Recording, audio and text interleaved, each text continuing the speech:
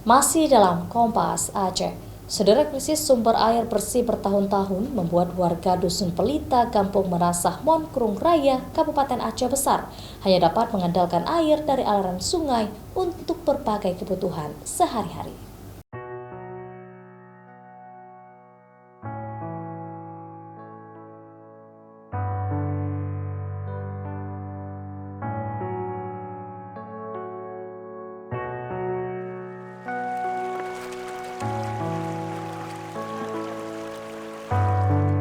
Dusun Pelita ini merupakan pemukiman warga yang direlokasi pasca bencana tsunami tahun 2004 lalu.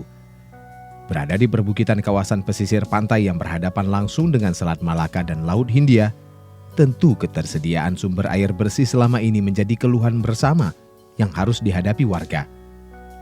Hanya aliran sungai dengan kondisi seadanya menjadi satu-satunya sumber air pilihan utama warga untuk memenuhi berbagai kebutuhan hidup sehari-hari, seperti mencuci, mandi, dan lain sebagainya.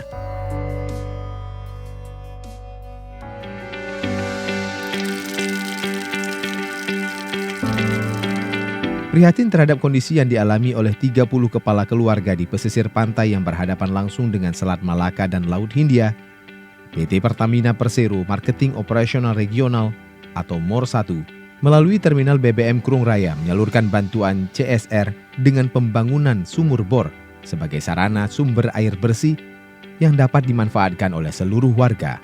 Dulunya payah kali, kalau sekarang berguna. Untuk masak, untuk nyuci, semuanya. Kemarin-kemarinnya di sungai mandi, nyuci. Sekarang beruntung juga ada sumur bor. Pada tahun 2021 sekitar bulan 5 atau bulan 6 gitu, dibangunlah sumur bor ini. Kalau tidak, kami dan masyarakat termasuk saya, yang kami fungsikan air yang di sungai tadi.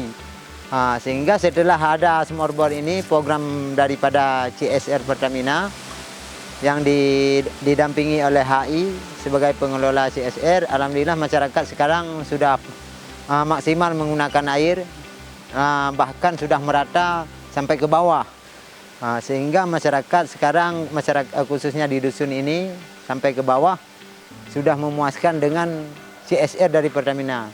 Moga-moga oleh Allah memberikan Pertamina selalu jaya dalam segala hal apapun dan dijauhi dari segala rintangan atau bahaya.